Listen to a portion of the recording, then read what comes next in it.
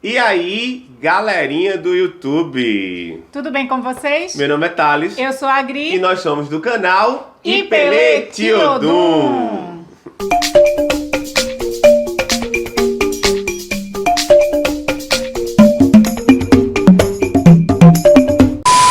Então, galerinha, no vídeo de hoje a gente tá trazendo um quadro novo, né? Coloquei minha melhor camisa aqui, ó, pra inaugurar um quadro novo, né?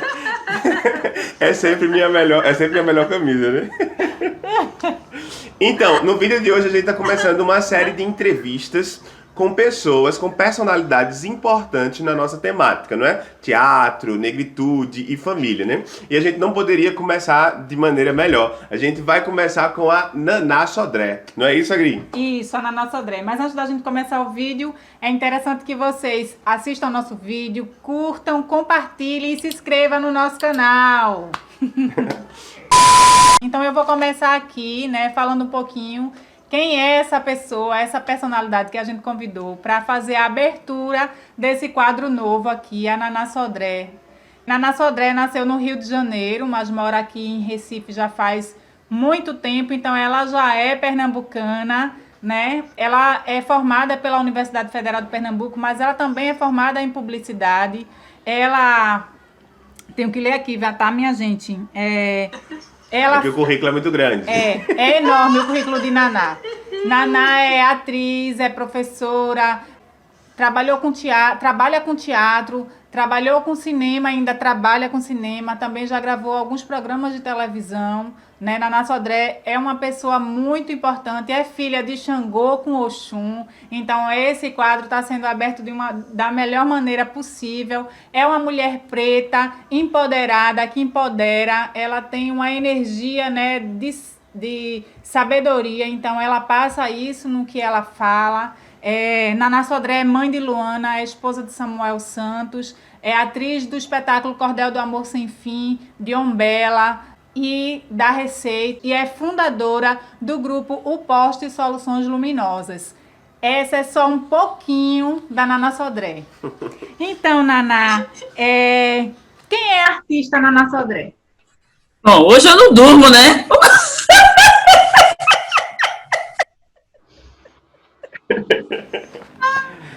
Ai, gente. Eu gostaria de dizer que tudo isso também a gente não faz só, né? A gente faz com amigos, com parceria, com família, assim como você, Agri, que é muito importante na minha vida.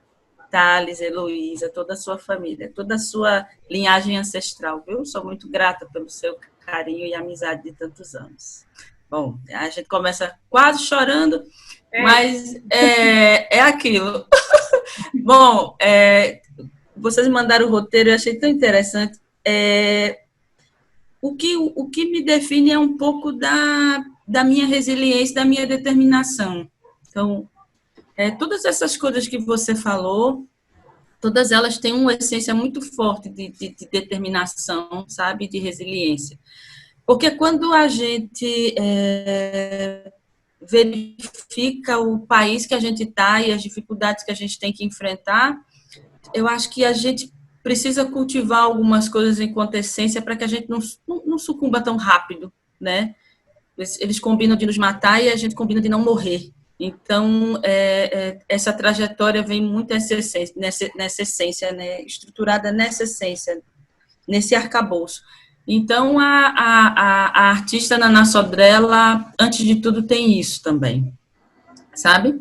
E a artista Naná Sodré, ela é pesquisadora, né? Ela gosta de fazer o trabalho da transculturalização, que é a união e a junção de culturas, né?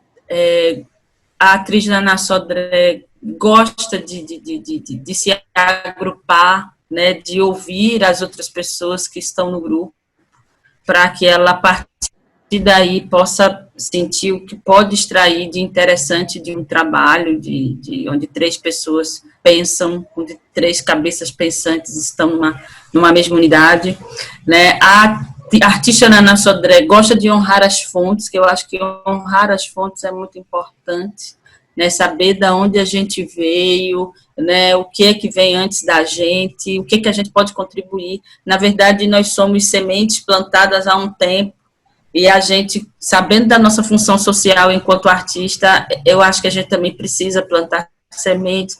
Então, a base da artista Naná Sodré é isso, é essa lama que a gente pega no fundo do poço, passa no corpo, né? Sente o cheiro, se iguala com ela e ressurge. Eu acho que é isso aí.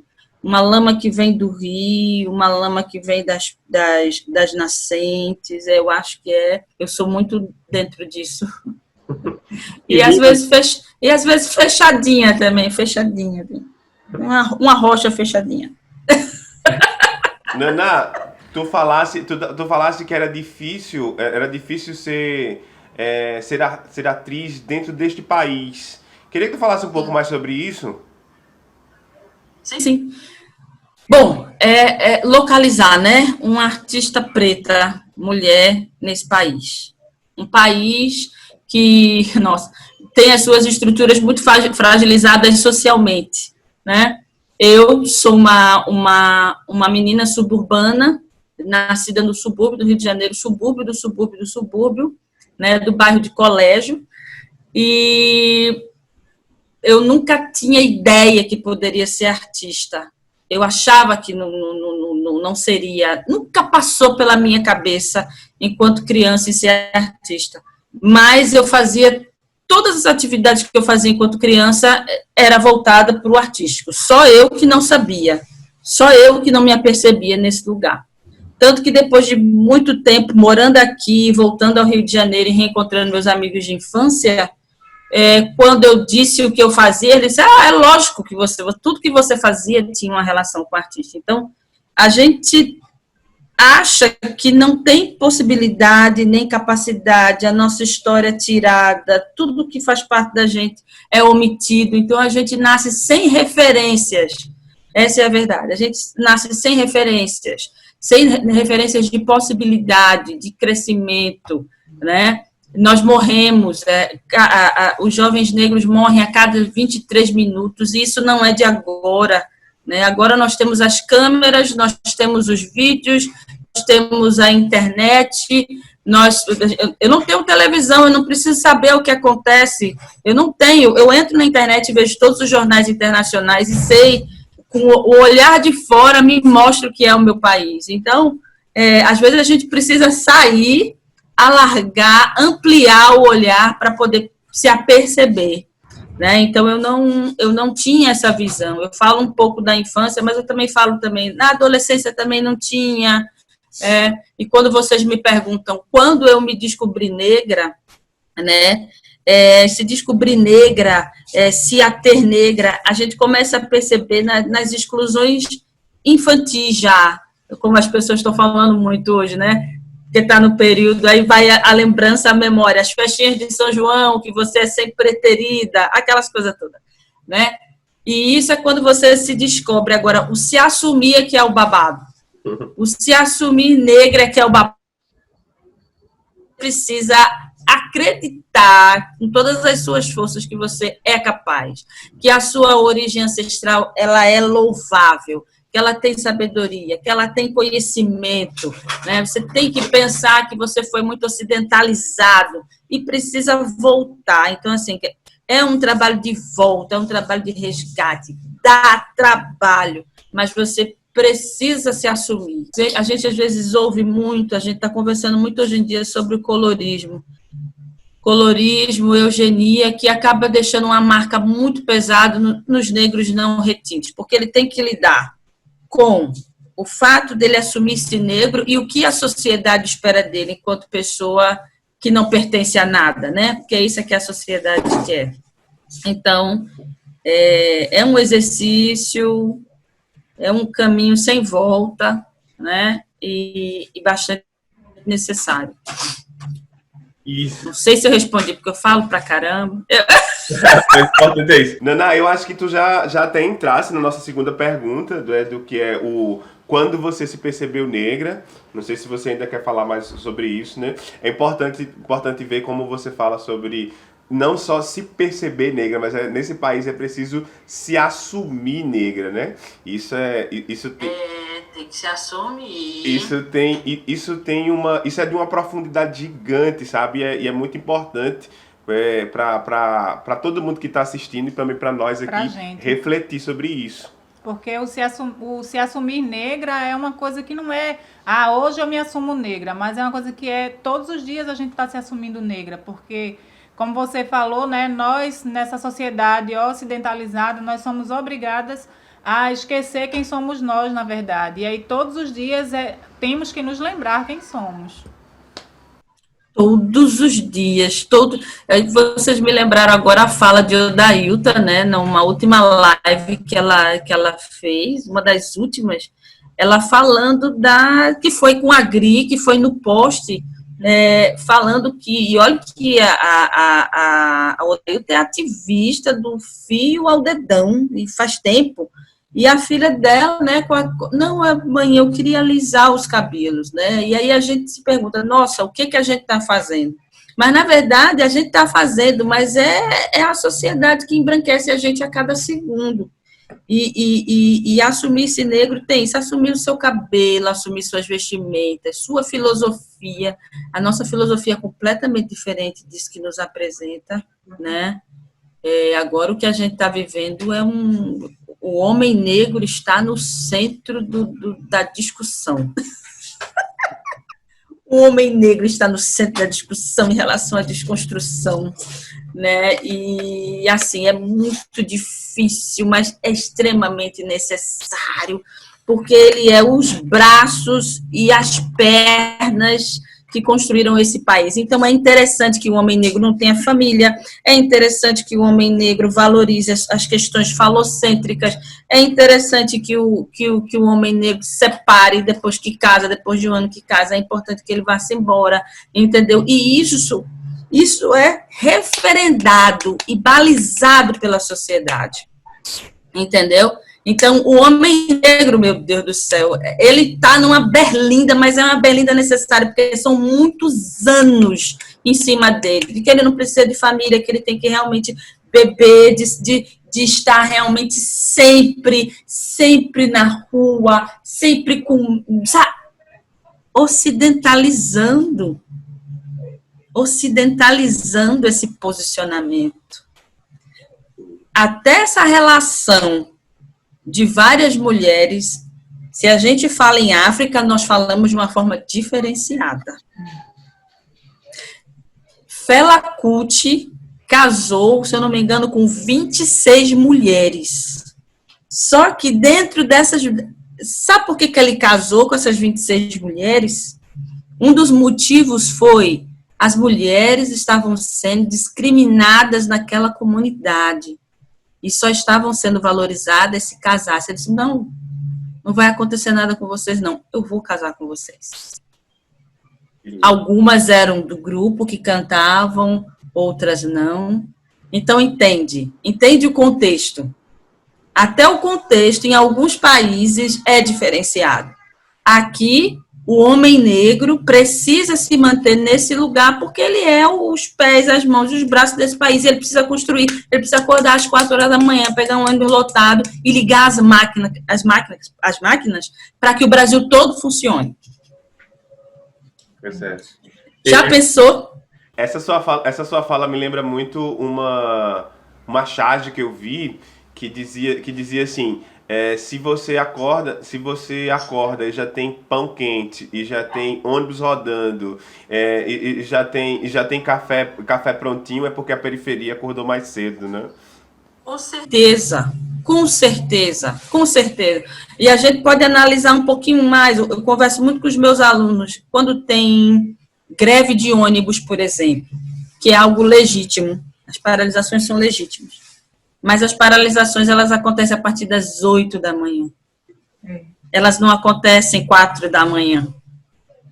É verdade, não dá. 8 da manhã, né?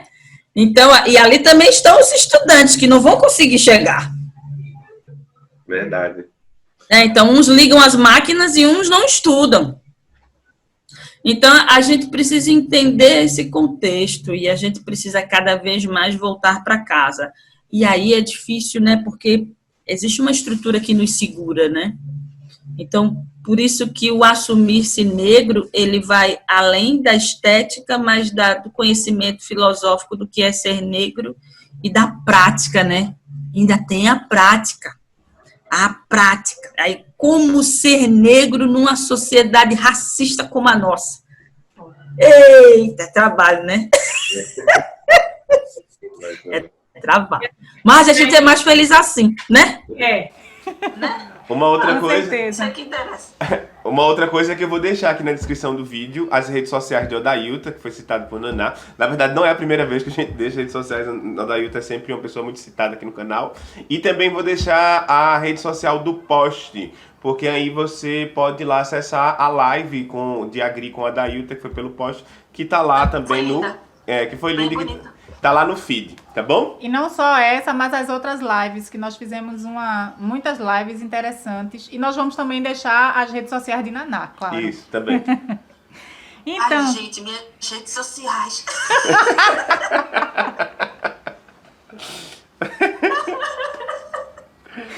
ai. E aí, Naná, a gente já pegando o gancho do Post, né? Eu queria que você falasse um pouquinho. Eu conheço Naná, ela é minha irmã de alma, mas, enfim, para que vocês saibam um pouco mais de Naná, qual a importância do teatro negro nessa contemporaneidade, né? Que a gente já vem falando, mas qual é a importância? O que você frisa de importante? O teatro negro, assim, não tem como. Não, a gente não tem como falar do teatro negro sem localizar onde nós estamos, né? No nosso país. Então, o teatro negro, ele tem uma relação direta, ao meu ver, né, dentro das nossas circunstâncias, dentro das circunstâncias dadas, políticas e sociais que a gente vive, ele tem uma ligação direta com ações afirmativas. E não é de hoje, né? E não é de hoje. Então, quando você trabalha fazendo festivais para atores negros, quando você faz uma espécie de catálogo, uma catalogação de artistas negros, para quando alguém precisar, alguma produtora precisar, você entregar, olha, está aqui, ó, artistas, homens de várias idades, né?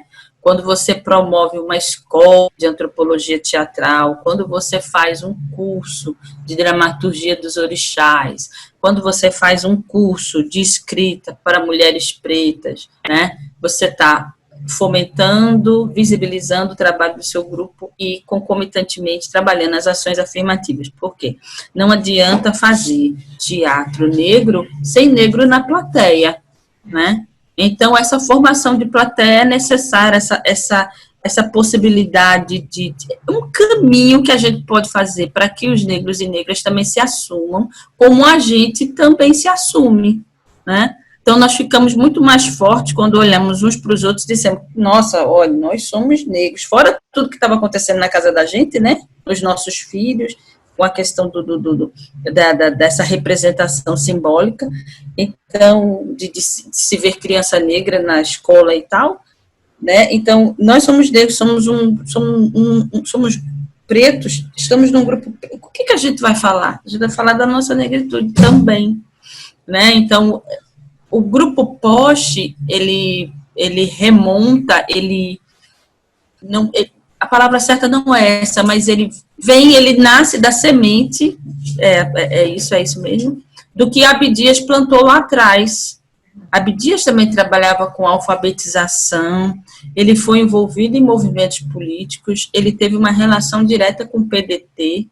O Brizola, né, quando estava lançando a sua candidatura, ele convidou o Abdias para que o Abdias falasse o que seria importante para o povo negro naquele período. E o Abdias aproveitou, foi logo depois que ele voltou do exílio, ele aproveitou isso, ele agarrou mesmo isso, ele disse, pronto, politicamente é onde a gente consegue as coisas também. Então, o teatro de Abdias, ele era para além do palco, era para além da relação palco e plateia apenas de forma estética, e ele partiu, porque também a forma estética também era importante, porque ele já trabalhava a descolonização de lá, né? Então, quando eu digo que esse termo não é novo mesmo. Então, em 1941, ele já trabalhava descolonização, né? A adaptação dos clássicos para transformar em outras questões e tal. Então, assim, para além da relação estética palco-plateia, era para a questão mesmo de vida, mesmo, de sobrevivência, né? De estudo, de ensino, né? De algo mais afrocentrado. Oi.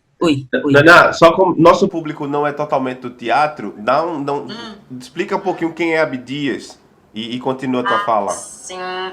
Gente, Abdias Nascimento era um ator, ele era autor também, certo? Ele fez parte de um movimento, de vários movimentos negros, ele fez parte do MNU, né?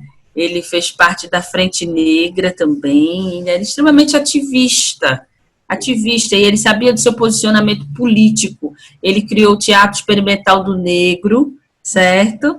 E o Teatro Experimental do Negro ele foi de 1944 até 1961. Ele fez, e a partir disso, a ditadura passou, carregou Abdias, ele teve que fazer o seu exílio fora daqui. Ele tem uma contribuição muito importante em universidades norte-americanas. Ele participou de todo aquele movimento das questões civis dos Estados Unidos, né?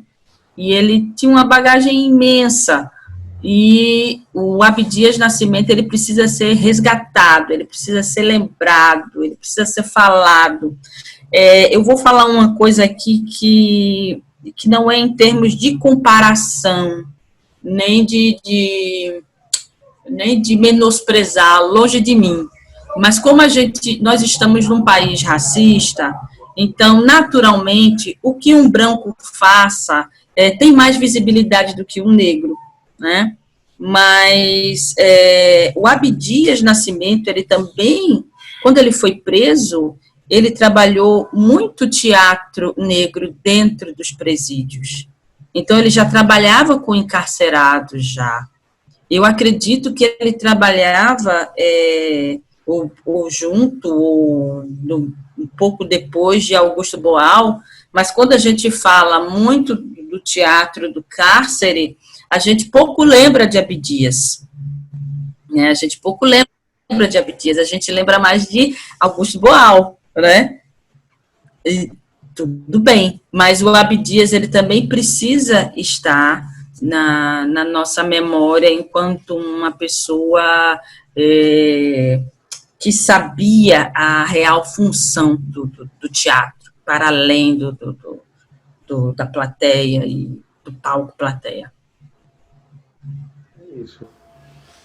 É isso que eu sabia que essa entrevista ia ser massa, mas eu não imaginava que ia ser tão boa assim, como tá. E aí, Naná, como a nossa temática ela é teatro, né? Ela é negritude, e você já falou sobre isso, e falta no nosso último eixo temático, que é família, né? E aí eu queria perguntar para você, diante de tudo isso que você já apresentou, o que é ser mãe preta no ano da graça de 2020?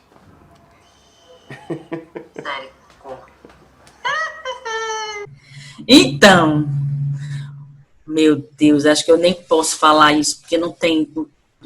Quando a gente pensa na quarentena, né? E no que ocasiona a quarentena, não tem espaço para dizer. O bom é que a quarentena nos deixou, não tem espaço para isso. Né? Não tem. Você pensa, por que estamos na quarentena? Nossa mãe. Mas vamos lá. Sendo de 2020 um ano bem difícil para todo mundo mesmo.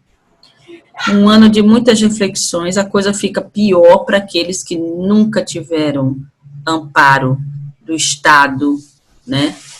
Aqueles que nunca tiveram amparo do Estado, agora, né, está o nós por nós nunca esteve tão escurecido, né?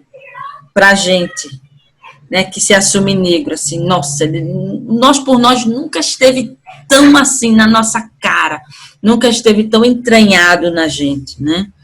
Então, ser mãe preta, de uma filha preta, morando dentro de uma comunidade, né, que eu moro no Alto José Bonifácio, em pleno 2020, é discutir, estar mais perto, atravessar, porque o que está acontecendo é que nós somos atravessadas.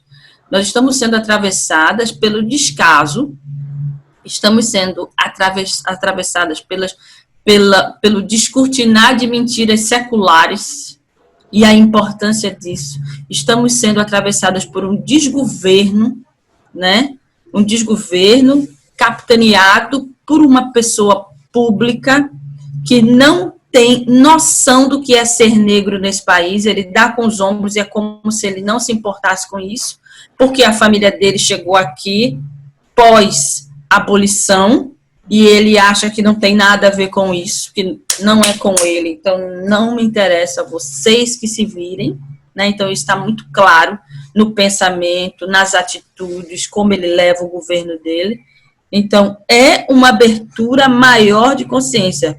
Minha filha, estude. O texto daqui de casa é esse. Estude.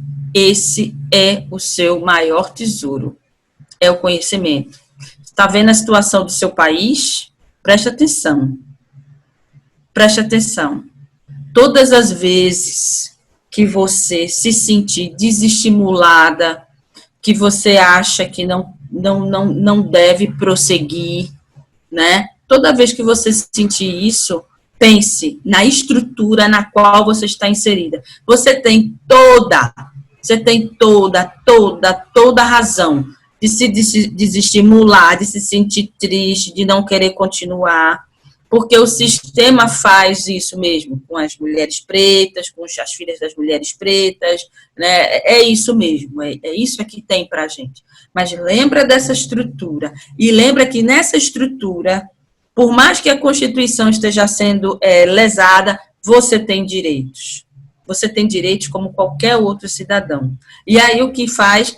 Batalhar e correr atrás dos seus direitos, certo?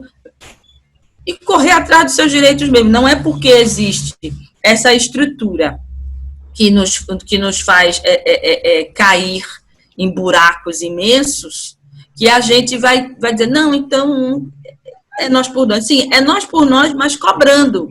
É nós por nós reivindicando. É nós por nós falando quando tem oportunidade de falar. Quando lhe dão um microfone para falar, quando lhe dão uma vez para falar, né? Então, é isso. Então, as discussões aqui em casa nesse período, nesse 2020, eu faço recorte para a quarentena, que é o que a gente está vivendo mesmo, a gente tem vivido isso. E aí, eu estimulo, eu ajudo, na medida do possível, no meu papel de mãe, o que ela pode, no que eu posso ajudar, estruturalmente, com curso, com outras possibilidades, com ferramentas, com tecnologias, mas você precisa criar essa autonomia também. Então, assim, mostrando a realidade, dizendo, localizando ela no país onde ela está, né? Mostrando a ela a estrutura e dizendo a ela que é necessário lutar politicamente e criar espaços de autonomia.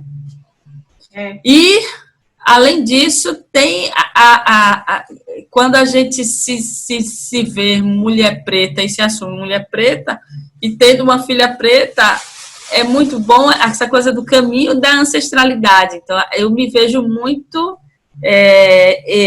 fazendo as coisas com Luana, mas a minha mãe fazendo as coisas comigo. Isso é muito legal.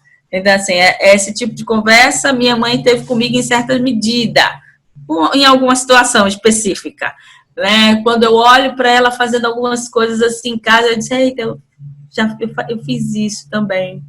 Isso é muito bom também. Isso é um exercício muito legal. Eu me identifico muito com a sua fala, Naná. Eu tenho 2 filhos, né? Tenho um homem com 19 anos e tenho uma bebê de 3 anos. E eu me vejo fazendo a mesma coisa com a Heloísa, claro que na medida, mas todos os dias eu digo para ela, a gente está ensinando, ela está falando inglês. Esse pessoal já vem pronto. E falando todos os dias, como você é linda, como seu cabelo é lindo, ser preta é linda, né? E você falando aí, eu me lembrei muito das nossas histórias, né? Dos nossos filhos quando eles eram menores. Leandro é muito amigo de Luana e a gente viveu isso muito junto, né? E ontem Leandro compartilhou uma foto minha que eu dei uma entrevista para um blog por conta do Latinidades, um projeto que eu aprovei. E Parabéns. E ele compartilhou, né? Ele disse assim, como é bom ser filho de uma mãe preta. E eu fiquei muito feliz. Chorasse e apoio. de só. Porque nesse momento, né, nessas coisas pequenas que a gente reconhece, que a gente percebe que a gente está no caminho, né? Que essa sociedade está aí tentando abafar a gente e nos calar, mas a gente está no caminho fazendo a nossa parte. E eu também dizendo para ele, estude. Tem que estudar, Estude. porque é o nosso bem mais precioso. É verdade. E sempre foi, né? A nossa sabedoria ancestral africana, quemética, né? Sempre foi a escrita, né? A filosofia, a matemática, né? Então, nos roubam isso tudo, omitem isso tudo, certo? E aí ficam fazendo vídeos de pirâmide, dando o nosso legado para os extraterrestres. Difícil, viu? E deixa eu te dizer, Heloísa também está falando de Yorubá, porque ao mesmo tempo que ela fala inglês, eu também vou mostrando as palavrinhas, né? E aí ela já fala Olorum, Exu, Orixá. Olha. Quando ela pega algo amarelo, as mulheres de amarelo dizem, Mamãe Oxum. Quando ela vê a borboleta, ela liga em Yansan, porque eu acho que a gente não pode deixar de também estar mostrando todos os caminhos e esse retorno para casa que é importante, né? Essa valorização. Isso é importante, Agri, isso é importantíssimo, porque todas as etnias, elas podem se juntar, né? Elas podem formar grupos, seus clubes, né? Mas se a gente se junta, se a gente fala da nossa ancestralidade, não precisa. Para que isso? Para que vocês estão nesse movimento? Que coisa mais sem propósito, né? Isso é muito bom. Isso é... Saúde mental. Isso também é interessante, Naná, porque a gente acaba se cobrando também. Porque, por exemplo, a gente fica muito monotemático. A gente não fala de outra coisa. Mas a gente não fala de outra coisa porque na segunda-feira acontecem problemas e se a gente não se posiciona é pior. Na terça-feira acontecem problemas e se a gente não se posiciona é pior. Então acontece que a gente acaba ficando monotemático não porque a gente quer. A gente quer falar de outras coisas também. A gente também tem outras coisas para ser ditas. Né? Só que acontece que a todo momento tem uma questão urgente acerca de ser preto, e a gente tem que botar para fora, porque se a gente não falar, se a gente for esperar que a branquitude fale, não vai acontecer, né? E aí eu acho legal, porque eu vi o aniversário de Heloísa pelo YouTube. Uhum. E aí o que vocês estão fazendo são novas narrativas. Uma família preta comemorando o aniversário da sua filha. Isso são novas narrativas. Aí tem pouca visualização? Tem, porque o pessoal está acostumado a ver o negro morrendo, né? A ver o negro sendo assassinado. Isso dá ibope, isso é comum, isso é normal, né? Mas a criação de novas narrativas é extremamente necessária, né? E é como o Thales disse, a gente não vai esperar para que as pessoas façam isso com a gente. É a gente que tem que fazer, né? Então tava os avós de Heloísa, as tias, normal, um aniversário com bolo, uma vela fechativa, Heloísa linda de amarelo, né? Transmitindo pelo YouTube, transmitindo pelo Instagram. São novas narrativas, uma família negra comemorando. Né? É isso. A gente, esse é o caminho, né? Aí, como tem as urgências, a gente fala de negritude, mas a gente come, né? Usa absorvente, usa creme, viaja, vai para o exterior, né? É isso. Não é isso? Então é isso, Naná. Eu queria deixar esse espaço para você falar suas considerações finais. A gente já vai antecipando que a gente está muito grato, né, pelo tempo e pelo carinho que você está fazendo isso, né? Dedicar uma manhã, tá falando com a gente com tantos sorrisos, com tanta alegria, isso deixa a gente muito, muito feliz. Eu já sinto que esse quadro vai ser um quadro muito próspero, Somente por conta dessa abertura linda que a gente teve. Isso. Outra coisa é que a gente não tem nome pro quadro ainda, então se você escolham aí, comentem aqui embaixo um nome para o quadro, que a gente não escolheu até agora, a gente tá com alguns nomes, mas não escolheu ainda, mas... Se você tiver também alguma sugestão, Naná, pode falar aqui, é muito bem-vinda. Vocês são ótimos de nomes, vocês são perfeitos, tá? Bom, o que eu quero, as considerações finais que eu quero é o seguinte, minha gente, compartilhe o canal Ipeleti Odum, assista, indique, são novas narrativas, é um casal preto, certo? Com uma filha linda que mora em Pernambuco, mora em Recife, certo? Thales é um professor de mão cheia, a Grinês produtora, minha irmã de vida. Então, compartilhe. Novas narrativas é importante. Você que diz que tem uma política antirracista, isso é um movimento. Você compartilhar, você pensar, negro tem vida, negro tem família, estuda, sai do país, vai para a universidade, ensina, gosta de ensinar, tem a sua sabedoria ancestral, certo? Então, participem desse movimento. Isso é um movimento digno, é um movimento que já passou da hora de acontecer, certo? Então, as minhas considerações finais são essas. E eu queria agradecer, né, a possibilidade de estar aqui com vocês, falando um pouquinho. A gente que agradece, Naná, a gente que agradece.